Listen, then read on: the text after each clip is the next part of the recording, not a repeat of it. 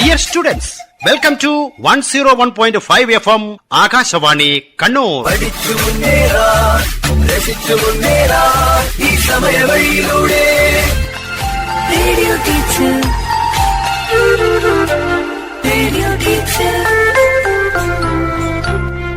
ആശയം ആവിഷ്കാരം PV Prashant Kumar. Dear students, 2024 മാർച്ചിൽ SSLC പരീക്ഷ എഴുതുന്ന എല്ലാ കുട്ടികൾക്കും വിജയാശംസകൾ. ഉയർന്ന മാർക്കിലേക്ക് ആകാശവാണിയുടെ ഒരു വഴികാട്ടിയാണ് രാത്രി 8 മണിക്കുള്ള റേഡിയോ ടീച്ചർ പ്രക്ഷേപണ പരമ്പര. ശ്രദ്ധയോടെ കേട്ട് പഠിക്കുക. Okay, let us start. Radio teacher, radio teacher.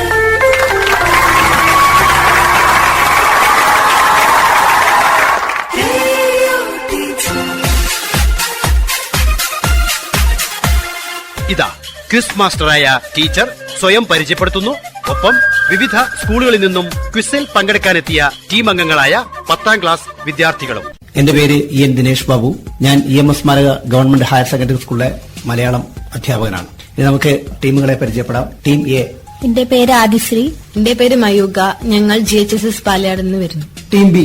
എന്റെ പേര് ദേവനന്ദ. എന്റെ പേര് ദേവിക. ഞങ്ങൾ sacred heart higher secondary school പയ്യാവിൽ നിന്ന് വരുന്നു. Okay, team C. എന്റെ പേര് സാരംഗ്. എന്റെ പേര് നിരഞ്ജൻ. നമ്മൾ GHSS കുഞ്ഞിമംഗലം സ്കൂളിൽ നിന്ന് വരുന്നു. Okay, team D. എന്റെ പേര് വന്ദന സഹൽ.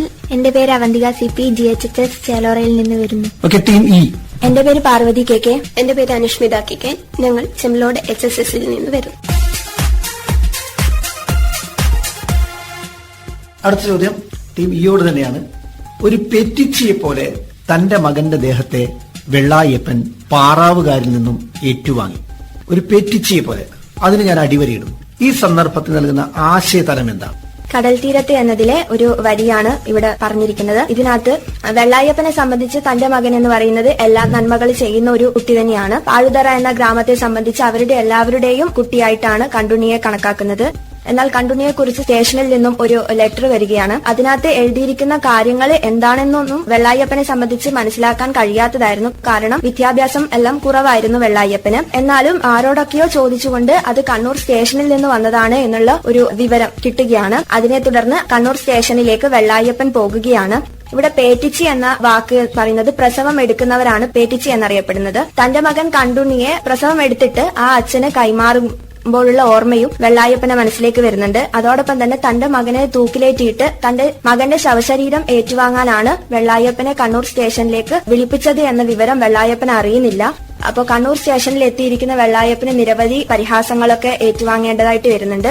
ഒടുവിൽ 5 മണിക്കാണ് മകനെ തൂക്കിലേറ്റുന്നത് എന്ന് പറഞ്ഞുകൊണ്ട് ആ ശവശരീരം ആ അച്ഛൻ സ്വീകരിക്കുകയാണ്. അതോടൊപ്പം തന്നെ പൈസ ഒന്നും തന്നെ വെള്ളായപ്പന്റെ കയ്യിൽ ഉണ്ടായിരുന്നില്ല. അതുകൊണ്ട് തന്നെ തന്റെ മകനെ നല്ല രീതിയിൽ സംസ്കരിക്കണമെന്ന് ആ അച്ഛൻ ആഗ്രഹമുണ്ടെങ്കിൽ പോലും അവസാന നിമിഷം ആ മകനെ ഒന്ന് കാണാനായിട്ട് ഭാര്യക്കും ആഗ്രഹമുണ്ട് എന്ന് വെള്ളായപ്പൻ അറിയാം. എങ്കിൽ പോലും തന്റെ കയ്യിൽ പണമില്ലാത്തതിനാൽ വെള്ളായപ്പന് അതൊന്നും ചെയ്യാനായിട്ട് പറ്റുന്നില്ല. അങ്ങനെ മാലിന്യം സംസ്കരിക്കുന്ന അവരുടെ പക്കലേക്ക് ഈ ശവശരീരം കൈമാറുകയാണ്. പിന്നീട് ആ ശവശരീരം വെള്ളായപ്പൻ കടൽ തീരത്ത് വെച്ച് സംസ്കരിക്കുകയാണ് ചെയ്യുന്നത്. ഇവിടെ പേറ്റിച്ച് എന്ന് അർത്ഥം ഉണ്ടാകുന്നത് വെള്ളായപ്പന്റെ ജീവിതത്തെ സംബന്ധിച്ച് 2 അനുഭവങ്ങളെ അവിടെ സൂചിപ്പിക്കുന്നുണ്ട്. അതായത് തന്റെ മകനെ ജീവനോടുകൂടി ഗർഭസ്ഥ ശിശുവായിട്ട് തന്നെ കയ്യിലേക്ക് കിട്ടുന്ന ആ ഒരു അനുഭവവും, അതുപോലെ തന്നെ തന്റെ മകന്റെ ജീവിതത്തെ തന്നാൽ കഴിയുന്ന രീതിയിൽ ഒന്നും ചെയ്യാൻ വേണ്ടി പറ്റിയില്ല എന്നുള്ള ഒരു ദുഃഖവും. അതായത് ശവശരീരത്തെ ആ അച്ഛന് സ്വീകരിക്കേണ്ടി വരുന്ന ആ ഒരു സന്ദർഭത്തിലുമാണ് വെള്ളായപ്പൻ പേറ്റിച്ചിയെ പോലെ എന്നുള്ള ഒരു ഇത് ചിന്തിക്കുന്നത്. ചോദ്യം ഒരു പേറ്റിച്ചിയെ പോലെ തന്റെ മകന്റെ ദേഹത്തെ വെള്ളായപ്പൻ പാറാവുകാരനും ഏറ്റുവാങ്ങി. കുട്ടി പറഞ്ഞു തരുന്നുണ്ട് പേറ്റിച്ചി ആരാണ്? പേറ്റിച്ചി എന്നത് പ്രസവം എടുക്കുന്നതാണ് അല്ലെ. ഒരു കുട്ടിയുടെ ജന്മം ഉണ്ടാകുന്ന ഏറ്റവും സന്തോഷകരമായിട്ടുള്ള അനുഭവമാണ്. എന്നാൽ ഇവിടെ നിസ്സഹായനായ ഒരു അച്ഛനാണ് വെള്ളായപ്പൻ. അയാൾ തന്റെ മകന്റെ മൃതദേഹത്തെയാണ് ഏറ്റുവാങ്ങുകയും ചെയ്യുന്നത്. വളരെ വിശദമായി പറഞ്ഞു. നിങ്ങൾക്ക് മുഴുവൻ മാർക്ക് ഞാൻ നൽകുകയാണ്.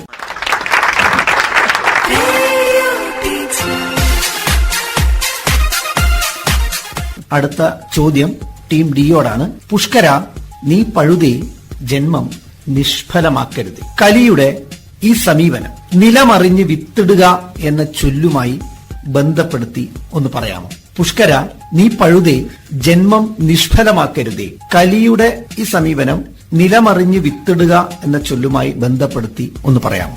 നളദമയന്തിമാരുടെ വിവാഹത്തിൽ പങ്കെടുക്കാൻ കലിക്ക് കഴിഞ്ഞില്ല.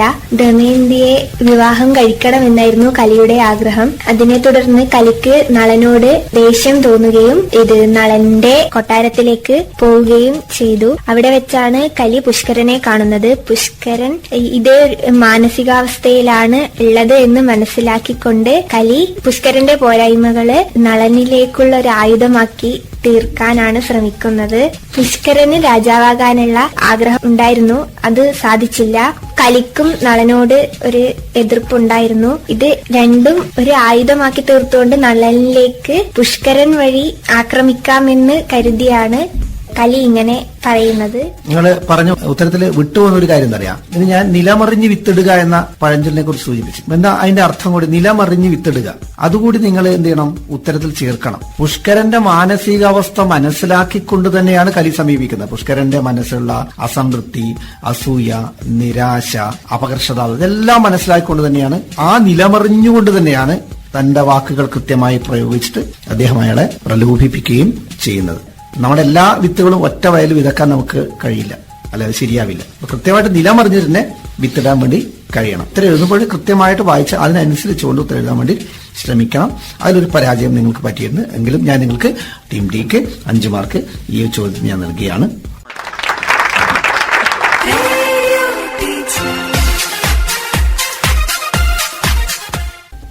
അടുത്ത ചോദ്യം ടീം സിയോടാണ്. അശ്വത്ഥാമാവ് നടത്തിയ ഏറ്റവും ക്രൂരമായ പ്രവൃത്തി അതായിരുന്നു.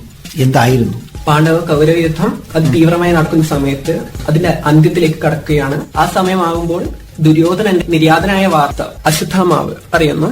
ആ കോപ മത്സരത്തോടെ തന്നെ അശ്വത്ഥാമാവ് പാണ്ഡവരുടെ കൂടാരത്തിലേക്ക് സന്ധ്യയോടനുബന്ധിച്ച് യാത്രയാവുന്നു. അശ്വത്ഥാമാവ് അതിക്രൂരമായി തന്നെ പാണ്ഡവ കൂടാരത്തില് സുഖമായി കിടന്നുറങ്ങിയ എല്ലാവരെയും തന്നെ പെരുവിരൽ വെച്ചും അതിക്രൂരമായും വധിക്കുന്നു.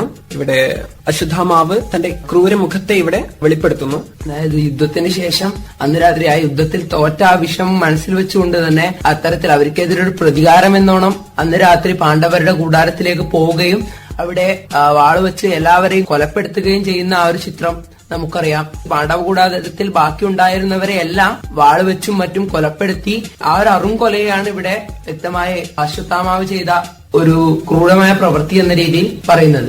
ടീം സി ഉത്തരം പറഞ്ഞു കഴിഞ്ഞു.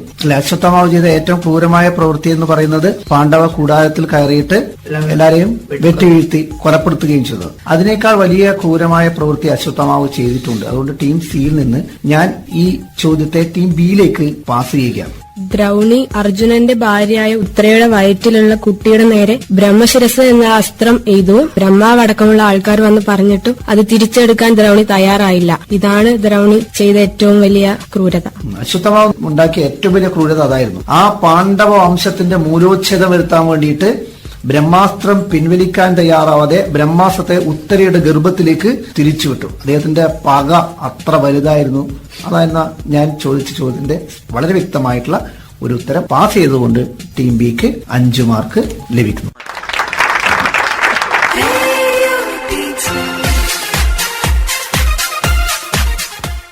നാളെ ഇതേ സമയം മലയാളം കേരള പാഠാവലി പ്രശ്നോത്തരി 6ാം ഭാഗം. Quiz master Shri EN Dinesh Babu, EMS സ്മാരക government higher secondary school, Pappinisseri. അവതരണം ആകാശവാണി കണ്ണൂർ. ആശയം ആവിഷ്കാരം PV പ്രശാന്ത് കുമാർ. നിർവഹണ സഹായം AK രതീഷ്, സീഷ മാനു, ശ്രീകല ബിജു, ജ്യോതി രാജീവ്, കവിതാ നാഥ്.